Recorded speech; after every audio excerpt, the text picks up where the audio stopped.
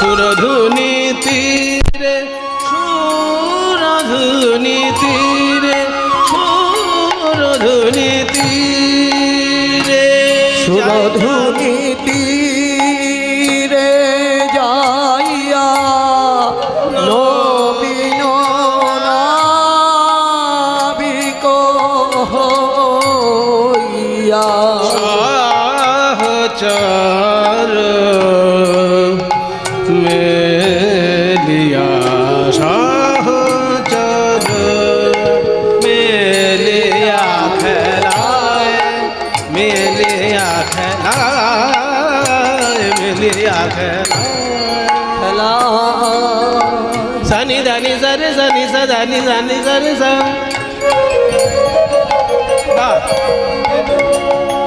সানি ধানি সারে সানি সা ধানি সারে সা sa sa sa ni ni ni da da da pa pa pa ma pa da pa ma sa ma ga pa ma pa da pa ma ga ma pa ga ma re sa re ma re ma re ma re ma re sa re ni sa সহচর মিলিয়া খেলায় মিলিয়া খেলায় মিলিয়া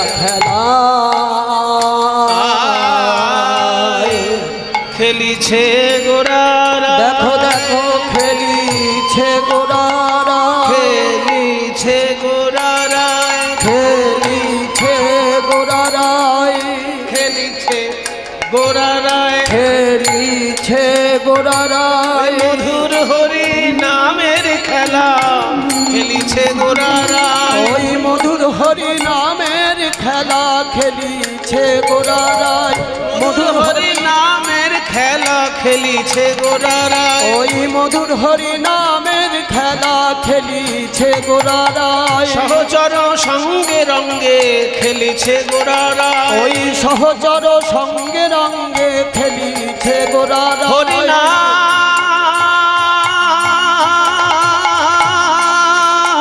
হরি নাম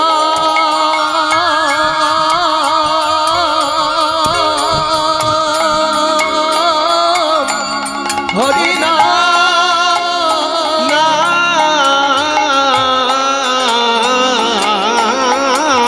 খেলিছে গোরারায় খেলিছে গোরারায় মধুর হরি নামের খেলা খেলিছে গোরারায় মধুর হরি নামের খেলা খেলিছে গোরারায় মধুর হরি নামের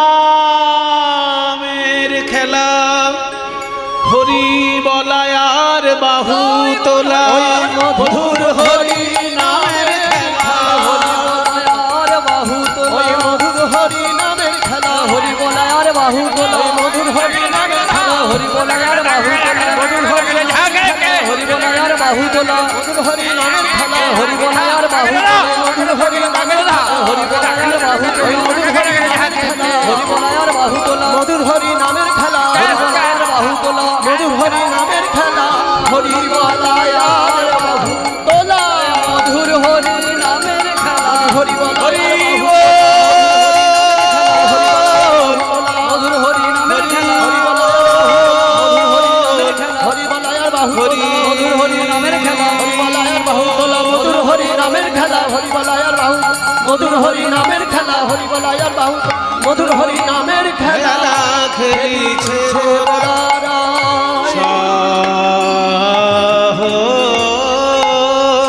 সহচর মেলিয়া খেলায় মেলিয়া খেলায় মেলিয়া খেলায়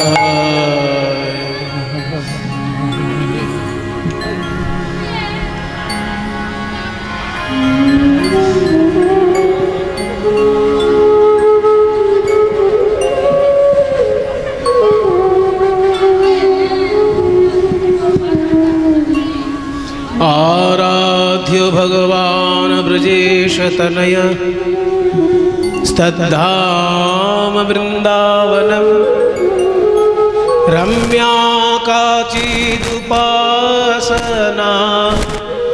व्रजवधुवर्गेण या कल्पिता श्रीमद्भागवतं प्रमाणममलम्।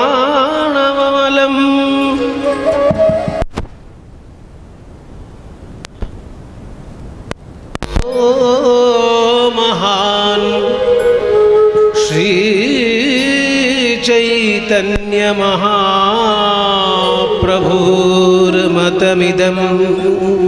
तत्राग्रहो नापर।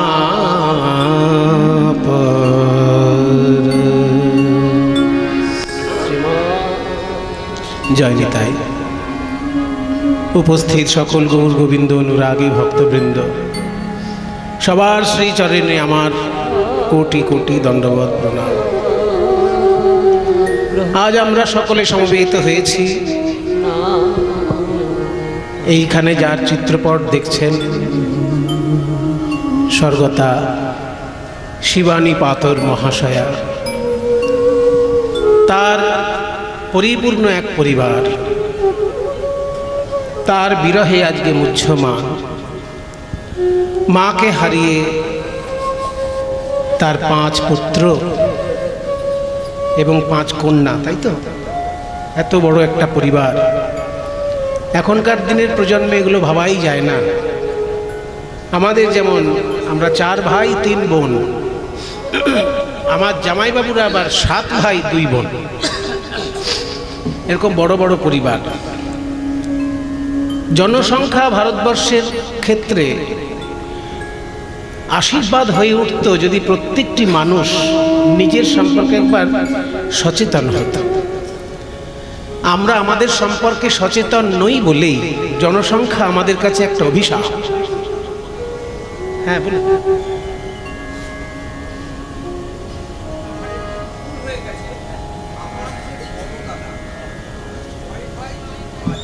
আচ্ছা আচ্ছা আচ্ছা আচ্ছা, ওনার একটু বলতে ভুল হয়ে গেছিল। দাদা বলছেন ওনারা 6 ভাই। বাহ, উনি আচ্ছা উনি বড় ছিলেন। 6 ভাই 5 বোন, 11 জন ভাই বোন। মানে কালক্রমে ঘটনাক্রমে আমরাও নাকি মোট 11 জনই ছিলাম আমরা ভাই বোনরা। তার মধ্যে আমাদের মধ্যেও কয়েক ভাই অল্প বয়সে অকালে পরলোক গমন করায়। এখন 4 ভাই 3 বোন আমরা, নইলে আমরাও 11 ভাই বোন ছিলাম, এটা শুনেছি মার কাছে। কাজেই আমাদের দেশে কিন্তু জনসংখ্যা একটা খুব বড় ব্যাপার। কিছুদিন আগে পর্যন্ত চীনের পরে আমাদের স্থান ছিল, কিন্তু এখন জনসংখ্যায় ভারতবর্ষই সবার আগে। এবং এটা কিন্তু একদিক দিয়ে আশীর্বাদ। আশীর্বাদ কেন? ভারতবর্ষের জনসংখ্যার মধ্যে একটা বড় অংশ হচ্ছে যুব সমাজ।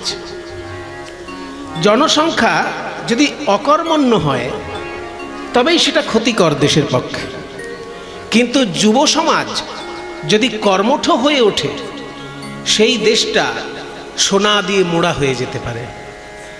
ইটালি যেমন, একটা উদাহরণ দিচ্ছি ইউরোপিয়ান দেশ দিয়ে। ইটালি এককালে খুবই উন্নত দেশ ছিল, বিশেষ করে তাদের কয়েক হাজার বছর পুরনো ঐতিহাসিক সব নির্মাণ এখনো সেই দেশে দেখতে পাওয়া যায়। ইতিহাসে, সাহিত্যে, সংস্কৃতিতে রোম সাম্রাজ্যের কথা সবাই জানেন। রোম সাম্রাজ্যের প্রাণকেন্দ্রটাই হচ্ছে ইটালি। রোম সাম্রাজ্য একদিন সারা বিশ্বে খুব নাম করেছিল, তার প্রাণকেন্দ্র হচ্ছে ইটালি। কিন্তু সেই ইটালি আজকে ধুঁকছে। যে কোনো সময় ইটালিতে ভয়ঙ্কর বিপদ নেমে আসতে পারে, কারণ সেখানে যুব সমাজের বড় অভাব। এখন সেখানে বৃদ্ধরা সংখ্যায় এত বেড়ে গিয়েছেন যে যুব সমাজ খুবই কমতে শুরু করেছে। সেই জন্য ইটালির কিন্তু খুব ভয়ঙ্কর দিন আসছে সামনে, এগুলো গবেষণায় দেখা গেছে। কাজেই যে দেশের যুব সংখ্যা বেশি সেই দেশের উন্নতির সম্ভাবনা বেশি। কিন্তু আমাদের দুর্ভাগ্য, আমরা নানান কারণে এমনভাবে প্রভাবিত হয়ে যাই যে আমরা জীবনটা ঠিকঠাক করে পরিচালনা করতে পারি না। সরকার আমাদের চাকরি দিচ্ছে না, এই অজুহাতে আমরা সব সরকারকে নিন্দা করি, কেন্দ্র সরকারকেও নিন্দা করি, রাজ্য সরকারকেও নিন্দা করি যে আমাদেরকে কাজ দিচ্ছে না। কিন্তু আমরা নিজেরাও যে কর্মঠ নই সেটাও একবার ভেবে দেখি না। আমি নিজে অভিজ্ঞতার সঙ্গে পরিচিত, দেখি যখন চাকরি পায় তার আগে পর্যন্ত মানুষ যে মন দিয়ে পড়াশোনা করে, চাকরি পাওয়ার ঠিক পরে একবার খবর নেবেন তো সে কতটা পড়াশোনা করে। এইটুকু শুধু খবর নেবেন যে চাকরি পাওয়ার আগে পর্যন্ত যে একবারে দিন রাত এক করে মাথার ঘাম পায়ে ফেলে পড়াশোনা করছে, চাকরিটি পাওয়ার পর আর কটা দিন সে পড়াশোনা করছে। তার মানে কি, তার অগ্রগতি কিন্তু ওইখানে স্তম্ভিত হয়ে গেল, অগ্রগতি তার থমকে গেল, আর সে নিজেকে ডেভেলপ করতে পারলো না। এখন শুধু দেশের দোহাই দিয়ে একে তাকে দোষ দিয়ে জীবনটা কাটিয়ে দিল। তাই আমাদের দেশের জনসংখ্যাটা আমাদের কাছে কিন্তু আশীর্বাদ হতে পারে যদি যুব সমাজ যারা অল্প বয়স তারা যদি এখন থেকেই সচেতন হতে পারে। এখন থেকে যুব সমাজকে ভাবতে হবে যে সরকার আমাকে কি চাকরি দেবে, আমি এমন কিছু কাজ করব যে আমি 2-4 জনকে চাকরি দেব। এটা যদি 10 জন ভাবে তার মধ্যে 2 জন তো সফল হবেই, আর 2 জন সফল হলেই বাকি 8 জন তার কাছে চাকরি পেয়ে যাবে। সবাইকে সফল হতে হবে না, ভাবাটা দরকার। 10 জন যদি ভাবে যে আমি এমন কিছু কাজ করব যে আমি 5 জনকে চাকরি দেব, তাহলে এই 10 জন শুনে 10 জন যদি ভাবতে পারে 2 জন হয়তো সার্থক হবে, কিন্তু সেই 2 জনের কাছে তো বাকি 4 জন কাজ পাবে, কর্মসংস্থান নিজেদের মধ্যেই হয়ে যাবে। কিন্তু আমরা সেটা ভাবি না, আমরা শুধু রাজ্য সরকারকে দোষ দিই, আমরা শুধু কেন্দ্র সরকারকে দোষ দিই, বাবা মাকে দোষ দিই, সমাজকে দোষ দিই, একবারও নিজেরা ভেবে দেখি না আমি কতদূর কর্মঠ হয়ে উঠলাম। তাই আমার শুনে খুব ভালো লাগলো যে মহাশয়ের সহধর্মিনীর বিরহে আমরা সমবেত হয়েছি। সেই মহাশয় রবীন্দ্রনাথের সমকালীন মানুষ এবং রবীন্দ্রনাথের সান্নিধ্য পেয়েছিলেন, বিশ্বভারতীতে তিনি কাজ পেয়েছিলেন এবং তারই সন্তানদের মধ্যে একজন আবার বিশ্বভারতীতে চাকরি করেছেন, তারই আবার মেয়েদের স্বামীদের মধ্যে একজন আবার বিশ্বভারতীতে বর্তমানে কর্মরত। কাজেই এই যে পরিবার, এই রকম পরিবার সব জায়গায় তৈরি হোক, এটাই ভগবানের কাছে প্রার্থনা করি। ভারতবর্ষের যে যুব সমাজ, ভারতবর্ষের যে জনসংখ্যা, সেটা যেন ভারতবর্ষের কাছে আশীর্বাদ হয়ে দাঁড়ায়, এটাই আমি ভগবানের কাছে প্রার্থনা করি। যে মা পরলোক গমন করেছেন সেই শিবানী পাতর মহাশয়া, তিনি স্বর্গ থেকে আমাদেরকে আশীর্বাদ করুন। তার পাড়া প্রতিবেশী, তার আত্মীয় স্বজন সকলে সমবেত হয়েছেন তার শ্রদ্ধা অনুষ্ঠানে। আজকে সকলে তার আত্মার শান্তি কামনা করছেন, এটাই কিন্তু তার আশীর্বাদ উপর থেকে নেমে আসবেন, এই প্রার্থনা করি। ভগবানের শ্রীচরণে তিনি অক্ষয় স্থান লাভ করুন, এই প্রার্থনা করি। আর একটা কথা শ্রীমদ্ ভগবদ্ গীতায় বলেছে, মৃত্যু হয় দেহের, আত্মার কিন্তু মৃত্যু হয় না। যদি আমাদের মা পরলোক গমন করেন, যদি আমাদের বাবা পরলোক গমন করেন, পরলোক গমন করে তার দেহটা, তার আত্মা কিন্তু পরলোক গমন করে না। তার দেহটা ভস্মীভূত হয়ে যায়, আত্মা কিন্তু ভস্মীভূত হয় না, আত্মাই যায় ভগবানের চরণে। আত্মা যদি কর্মফল বাকি থাকে আবার তাকে জন্মগ্রহণ করতে হয়। তাই শ্রীমদ্ ভগবদ্ গীতায় বলেছে, वासांसि जीर्णानि यथा विहाय नवानि गृह्णाति नरोपराणि तथैव शरीराणि विहाय जीर्णानि अन्यानि संयाति नवानि देहि।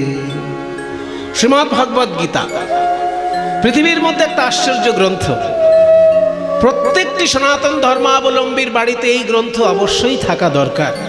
আর সনাতন ধর্মাবলম্বী যদি নাই হয়, ভারতবর্ষের মানুষ যদি হয়, তার বাড়িতে একটা গীতা থাকা উচিত। সে সনাতন ধর্ম নাও মানতে পারে, কিন্তু ভারতের লোক তো, যে সনাতন ধর্ম মানে না তারও বাড়িতে একটা গীতা থাকা উচিত, কারণ সে ভারতবাসী। আর গীতা হচ্ছে ভারতবর্ষের দর্শন শাস্ত্রের একটি সমন্বয় গ্রন্থ। শ্রীমদ্ ভগবদ্ গীতা যদি একটু কেউ পড়ে দেখেন, বেশিরভাগ লোক গীতাকে নমস্কার করে রেখে দেয়, পড়াশোনা করেন না। কিন্তু যারা পড়ে গীতা তারা জানে যে শ্রীমদ্ ভগবদ্ গীতা হচ্ছে এমন একটা বই যেখানে সেই যুগের ভারতীয় দর্শনের যতগুলো ধারা ছিল তার সকলগুলোর একটা সমন্বয় করা হয়েছে। যেমন ধরুন যোগ দর্শন, যোগ নিয়ে আলোচনা করার একটা ধারা, ব্রহ্ম নিয়ে আলোচনা করার একটা ধারা, কর্ম নিয়ে আলোচনা করার একটা ধারা, ভক্তি নিয়ে আলোচনা করার ধারা। এই যে কর্ম, জ্ঞান, যোগ, ভক্তি, এগুলো সব এক একটা পথ, কিন্তু সমস্ত পথেরই সমন্বয় হয়েছে শ্রীমদ্ ভগবদ্ গীতার মধ্যে। কাজেই আপনি যদি ভারতবর্ষের মানুষ হন, আপনি যদি ভারতবর্ষের দর্শন সম্পর্কে কোনো খোঁজ খবর রাখতে চান, তাহলে আপনার বাড়িতে একটা গীতা থাকতেই হবে। আপনি যে ধর্মেরই লোক হন, আর আপনি যদি নাস্তিকও হন, আপনার বাড়িতে একটা গীতা থাকতে হবে। কারণ আপনি যদি ভারতকে ভালোবাসেন, আপনি গীতা বাড়িতে রাখবেন। কারণ শ্রীমদ্ ভগবদ্ গীতা হচ্ছে ভারতীয় দর্শনের একটা সমন্বয় গ্রন্থ। সেইখানে ভগবান শ্রীকৃষ্ণ বলছেন, একদম ছেলে মানুষকে বুঝানোর মতন অর্জুনকে বুঝাচ্ছে। যখন কেউ বিপদে পড়ে না, তার হাজার বুদ্ধি থাকলেও সে কিন্তু ছেলে মানুষ হয়ে যায়, তখন কোনো দিশেহারা হয়ে যায়, খুঁজে পায় না পথ। তাই অর্জুন আজকে এত বুদ্ধিমান, অর্জুন এত বীর পুরুষ, কিন্তু সে আজকে দিশেহারা। কারণ যাদের সঙ্গে যুদ্ধ করতে হচ্ছে তাদের মধ্যে হয় আত্মীয় আছে, নয় গুরুবর্গ আছে, হয় গুরুজন নয় গুরুবর্গ। ভীষ্ম হচ্ছে গুরুজন, আর দ্রোণাচার্য হচ্ছেন গুরুদেব। তাহলে গুরুবর্গও রয়েছে আর গুরুজনও রয়েছে, তাদের সঙ্গে লড়াই করতে হবে অর্জুনকে। এই জন্য দিশেহারা হয়ে গেছে অর্জুন। তখন ভগবান শ্রীকৃষ্ণ বুঝাচ্ছেন, দেখো, ন্যায়ের পক্ষে থেকে তুমি যদি যুদ্ধ করো, বিপরীতে যেই থাক, তোমার পাপ পুণ্যের চিন্তা করার দরকার নেই, আমি তার দায়িত্ব নিলাম। আর একটা জিনিস জানবে, তুমি যাকে মারছো মরছে, কিন্তু তার দেহ, তার আত্মা মরছে না। এইবার বাচ্চা ছেলেকে বুঝানোর মতন বুঝাচ্ছেন ভগবান। বাসাংসি জীর্ণানি যথা বিহায়, মানে জীর্ণ বস্ত্র মানুষ যেমন পরিত্যাগ করে। বাসাংসি জীর্ণানি, ভেঙে ভেঙে বুঝে নেন। বাসাংসি মানে বস্ত্র, জীর্ণানি মানে জীর্ণ, জীর্ণ বস্ত্র। আমরা বাংলায় বলার সময় জীর্ণটা আগে বলি, বস্ত্রটা পরে বলি, কিন্তু সংস্কৃতে এমন একটা বন্ধন আছে যে বিশেষণ যদি থাকে, বিশেষণ দেখলেই বুঝতে পারা যায় কোন শব্দের বিশেষণ, ওই জন্য আগে পরের অত ব্যাপার থাকে না, বিশেষণটা পরে আছে। বাসাংসে জীর্ণানি, বর্ণ বস্ত্র জীর্ণ। তার মানে দুর্গাপুজো আসলে পরে আমরা যেমন জীর্ণ জামা কাপড় ছেড়ে দিয়ে নতুন জামা কাপড় পরি, ঠিক তেমনি আত্মা আমাদের জীর্ণ দেহ ত্যাগ করে নতুন দেহ ধারণ করে। এই জীর্ণ দেহ ত্যাগ করাটাকে বলে মৃত্যু, আর নতুন দেহ ধারণ করাকে বলে জন্ম। কিন্তু কথাটা যত সহজে বলে ফেলা হলো, এত সহজে মেনে নেওয়া যায় না। এই যে যার মাতৃদেব পরলোক গমন করেছেন, যার ঠাকুমা পরলোক গমন করেছেন, যার দিদিমা পরলোক গমন করেছেন, সে কি অত সহজে মেনে নিতে পারবে যে আমার ঠাকুমা শুধু দেহটাকে ত্যাগ করেছেন বস্ত্রের মতন, জীর্ণ বস্ত্রের মতন? এটা আমরা মেনে নিতে পারি না সহজে, কিন্তু এটাই সত্য কথা যে জামা কাপড় যেমন পুরনো হলে ছেড়ে দিতে হয়, তেমনি দেহ ত্যাগ করতে হয় দেহ জীর্ণ হয়ে গেলে। অমনি একটা প্রশ্ন চলে আসে যে যদি বয়স্ক মানুষ দেহ ত্যাগ করে, তাহলে না হয় জীর্ণ বস্ত্রের সঙ্গে উদাহরণটা মিলে যায়, কিন্তু যদি অল্প বয়স্ক কেউ মারা যায়, তখন তো জীর্ণ বস্ত্রের সঙ্গে উদাহরণ মিলল না, তাহলে কথাটা নিশ্চয়ই ভুল আছে। বলে শোনো, সেইখানে অর্থটা হচ্ছে যে জীর্ণ মানে কালের দ্বারা জীর্ণ নয়, কর্মফলের দ্বারা জীর্ণ দেহ ত্যাগ করে। আরো সহজ করে ব্যাপারটা বুঝে নিন। যদি কেউ মিলিটারিতে চাকরি পায়, তাহলে মিলিটারি থেকে সে পোশাক পায়, কিন্তু মিলিটারি চাকরিতে যখন তার রিটায়ারমেন্ট ঘটে, তখন কিন্তু ওই সরকারি পোশাক তাকে অফিসে জমা দিয়ে আসতে হয়। বাড়িতে সে ওইটা পরতে পারে না। চাকরি করার সময় শুধু মিলিটারি পোশাক পরবে, বাড়িতেও মিলিটারি পোশাক পরে ঘুরছে, এটা কিন্তু হয় না। এবার মনে করুন একটা লোক গতকালকেই নতুন টাটকা পোশাক পেয়েছে, আর আজকেই তার রিটায়ারমেন্টের ডেট, তাহলে কি করবে? ওই টাটকা পোশাকটাই তাকে অফিসে ফেরত দিয়ে আসতে হবে। সে বলতে পারবে না যে সবে তো টাটকা পেয়েছি, আরো বছর দুয়েক পরে নি কাপড়টা। বলে না, তোমার চাকরি যখন শেষ, পোশাক টাটকা থাকলেও তোমাকে অফিসে ফেরত দিতে হবে। ঠিক তেমনি যার যখন কর্মফল শেষ হয়, তাকে এই দেহটা ফেরত দিতে হয়। বয়স তার যাই হোক, যখনই কর্মফল তার শেষ হবে এই দেহটা এই জগতে রেখে যেতে হবে। তাই যে মা আমাদেরকে আশীর্বাদ করার জন্য পরলোক গমন করেছেন সেই মায়ের চরণে আমরা সবাই নমস্কার জানাই। তার আত্মীয় স্বজন তার আশীর্বাদে সবাই সুখে থাক, তার এই পরিপূর্ণ পরিবার আরও সমৃদ্ধি লাভ করুক, এই প্রার্থনা ভগবানের চরণে জানাই। আজকে দেখি গৌরাঙ্গ মহাপ্রভুর ভাবটি কেমন, তারপর রাধাকৃষ্ণ লীলায় আমরা প্রবেশ করব। গৌরাঙ্গ মহাপ্রভু আজকে ঘোষণা করে দিলেন যে আজকে আমার নৌকায় যদি কেউ পারাপার করে তাকে 1 পয়সাও পারের কড়ি দিতে হবে না। এবার বিনা পয়সার ঘোষণা যদি কেউ করে বাবা, দেখবেন সেখানে কাতারে কাতারে লোক চলে আসে। সে যে বলে না যে বিনামূল্যে যদি পাওয়া যায় তাহলে কিল চড়ও ছাড়তে নেই, মানে কিল চড়ও যদি পাওয়া যায় বিনামূল্যে সেটাও নিয়ে নাও। তা বিনামূল্যে আজকে ঘোষণা করে দিয়েছে যে যারা যারা নৌকায় পার হবে তাদের পয়সা লাগবে না। আর তাই শুনে কাতারে কাতারে মানুষ এসে নৌকায় ভরে গিয়েছে, আর মহাপ্রভু কীর্তন শুরু করেছেন। কিন্তু আশ্চর্য ব্যাপার, এই হাজার হাজার লোকের দিকে না তাকিয়ে মহাপ্রভু একজনের দিকে তাকিয়ে গান গাইছেন। কে সেই ভাগ্যবান যার দিকে তাকিয়ে মহাপ্রভু গান গাইছেন? বলি প্রিয় গদাধর সঙ্গে পুরব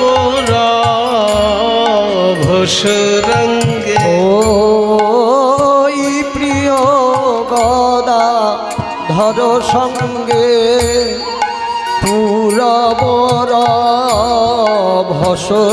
রঙ্গে, প্রিয় গদাধর সঙ্গে পুরব রঙ্গে। আজ নৌকায় বসিয়া বসিয়া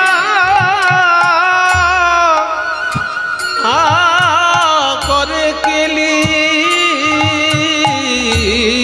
আজ নৌকায় বসিয়া বসিয়া করে কেলি। 50 জনের নৌকায় যদি 100 লোক উঠে যায় তাহলে নৌকাটার কি অবস্থা হবে বাবা? ডুবু ডুবু হবে না? এবার ওই যে বিনা পয়সার লোভে তো মানুষ ছুটে এসেছে নৌকার উপর, তাই কাতারে কাতারে লোক যখন বসে গেছে নৌকা তখন টলমল ডুবু ডুবু করছে। আর সেই সময় ছেড়েছে ঝোড়ো হাওয়া। আর মনে করুন যারা নৌকার ধারে ধারে বসে আছে তাদের কি অবস্থা? যেই একবার জল উঠে আসে, ওরে বাবা, ওরে বাবা, ওরে বাবা। যে মনে করুন জীবনে হরিবোল বলেনি, সেও আজকে প্রাণে বাঁচার জন্য বলছে হরিবোল, হরিবোল, হরিবোল। ডুবু ডুবু করে না, তার সঙ্গে বহায়ে বিষমবা।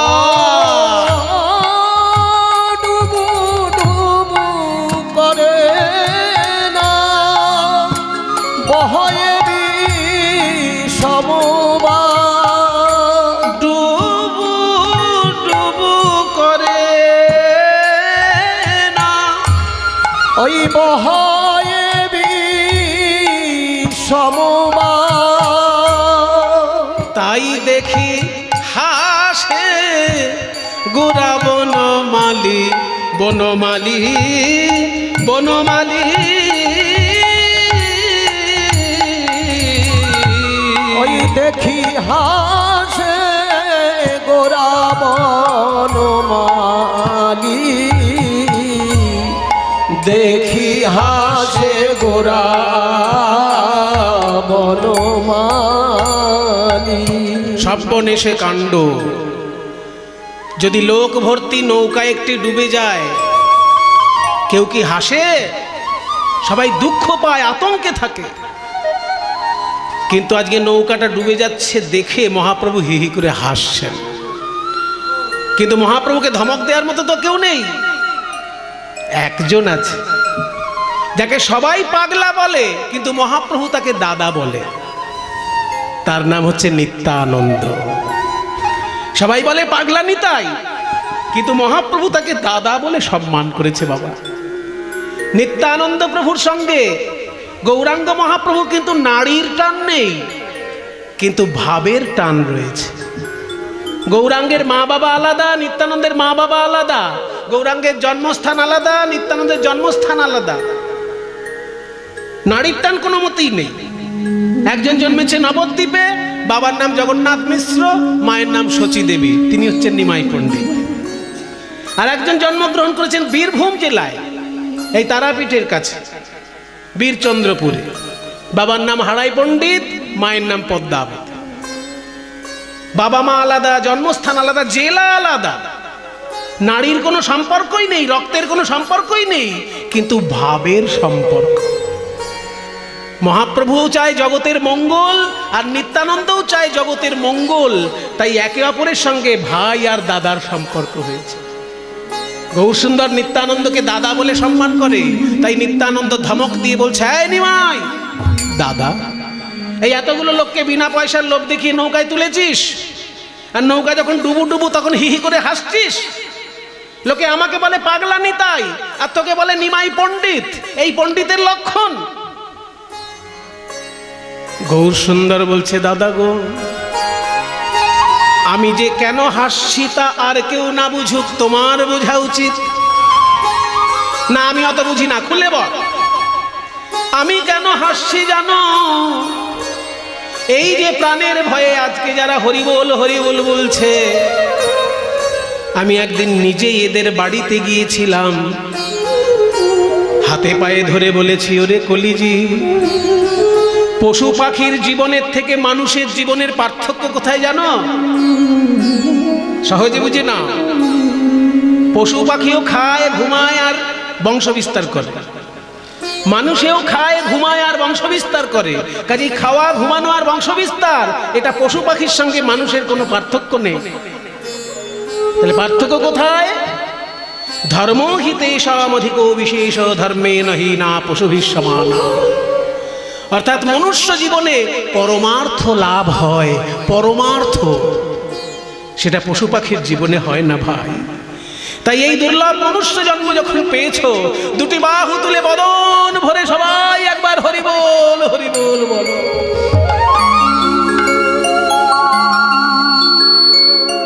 আজকে আপনারা কতজন হাত তুলে হরিবোল বললেন, এই কথাটা আপনারা বুঝতে পেরেছেন।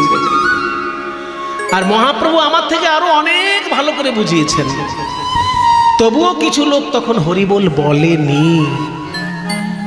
তাই মহাপ্রভু একটা বুদ্ধি খাটিয়েছেন, যে বিনা পয়সার লোভ দেখিয়ে লোকগুলোকে নৌকায় তুলবো, আর যখন নৌকা ডুবু ডুবু হবে তখন যারা হরিবোল বলেনি তারাও প্রাণের ভয়ে হরিবোল বলবে। আর সেই কাণ্ডটাই ঘটেছে চোখের সামনে।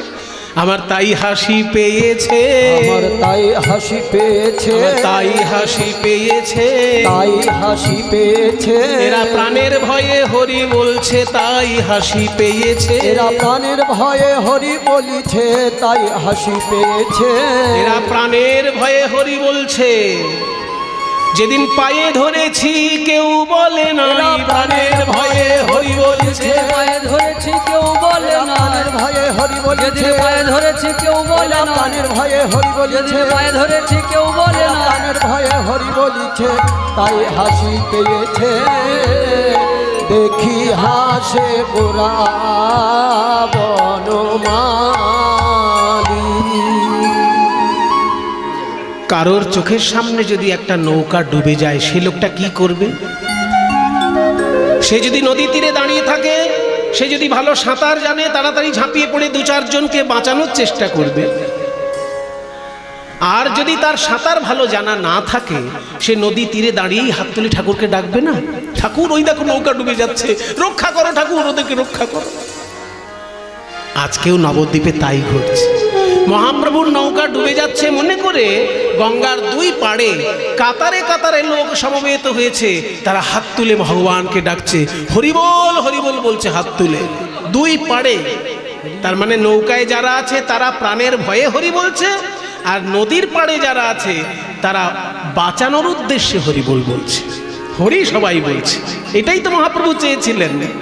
ঘন ঘন হরি বল কেহ করে উতরল, ঘন ঘন হরি বল কেহ করে উতরল, ঘন ঘন হরি বল কেহ করে উতরল, ঘন ঘন হরি বল কেহ করে উতরণ ঘন ঘন হরি বল কেহ করে উতরণ ঘন ঘন হরি বল কেহ করে উতরণ কুলে নদী আর লোক দেখে কুলে নদী আর লোক দেখে কুলে নদী আর লোক দেখে ভুবন মোহন নাইয়া দেখিয়া বিবশ হই ওই ভুবন মোহন নাইয়া দেখিয়া বিবশ হইয়া ভুবন মোহন নাইয়া দেখিয়া বিবশ হইয়া যুবতী ভুলিল লাখে লাখে যুবতী ভুলিল লাখে লাখে সুরধুনি তীরে দণ্ডায়মানা নদিয়া নাগরিগণ একে অপরকে বলছে, ওরে সজনী, এই নবদ্বীপে জন্মে অনেক নাবিক তো দেখলাম, কিন্তু এমন নাবিক দেখি নাই। এমন নাবিক দেখি নাই। না না না, এমন নাবিক দেখি নাই। এমন নাবিক দেখি নাই। জনমিয়ে নবদ্বীপে এমন নাবিক দেখি নাই। জনমিয়ে নবদ্বীপে এমন নাবিক দেখি নাই। নাবিককে ডাকতে হয়, সে নৌকা নিয়ে আসলে তবে পার হওয়া যায়, কিন্তু গৌর হরি আমার এমন নাবিক, হা গৌর বলে ডাকলে পরেই ভব নদী অনায়াসে পার হওয়া যায়। তাই এমন নাবিক দেখি নাই। এমন নাবিক দেখি নাই।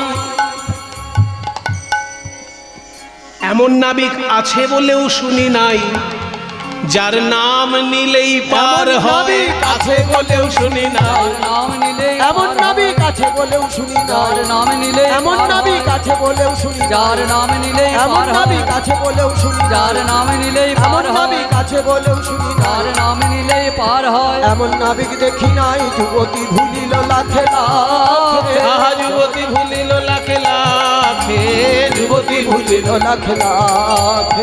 জগজনচিত চোর গৌর সুন্দর মন, চোর গৌর সুন্দর মন, যা করে তাহাই পর দেখো। জগজনচিত চোর গৌর সুন্দর মন, যা করে তাহাই পর দেখো। গৌরাঙ্গ মহাপ্রভু যে লীলা করছেন তা পরতেখ, মানে প্রত্যক্ষ। এমন নয় যে 500 বছর আগে মহাপ্রভু নৌকায় হরিবোল হরিবোল করেছেন, তা নয়, এখনো করছেন। এখনো যেইখানে হরি সংকীর্তন হচ্ছে, জানবেন মহাপ্রভুর সেখানে লীলা হচ্ছে। এখনো যেইখানে হরি সংকীর্তন হচ্ছে, জানবেন মহাপ্রভুর কৃপা সেখানে একদম বন্যা বইছে। যেখানেই সংকীর্তন, যেখানেই প্রেমের বন্যা, সেখানেই মহাপ্রভু।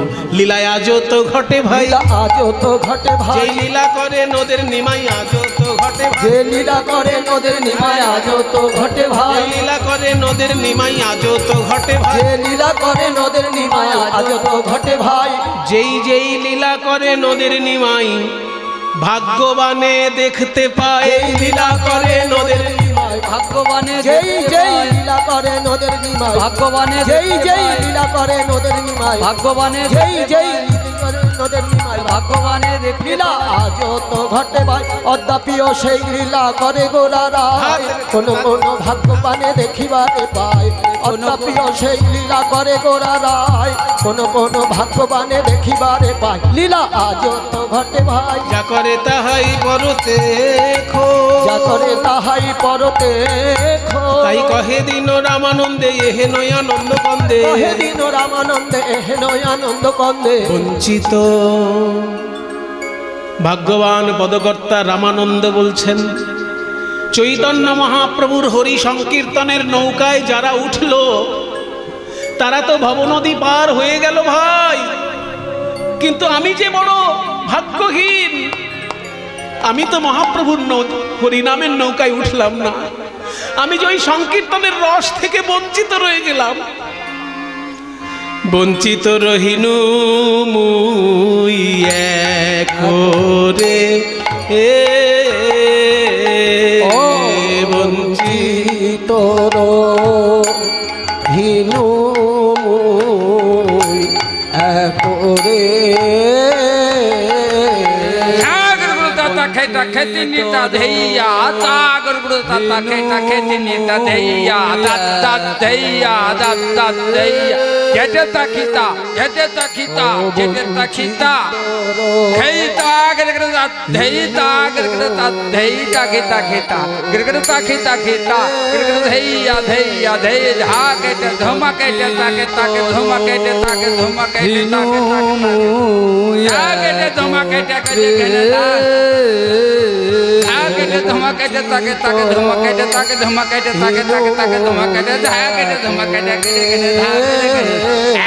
धाके वंचितरो धाके हिनु धाके कोरे धाके कटे कटे धाके धाके आगे धमाके ताके ताके धमाके ताके धमाके ताके ताके ताके धमाके धाके धमाके ताके देखने धाके देखने धाके देखने धाके ताके ताके ताके ताके ताके धाके देखने धाके देखने धाके वंचितरो देखने धाके देखने धाके देखने धाके देखने ओ वंचितरो हिनु मुई करे ओ वंचितरो भैया के भैया के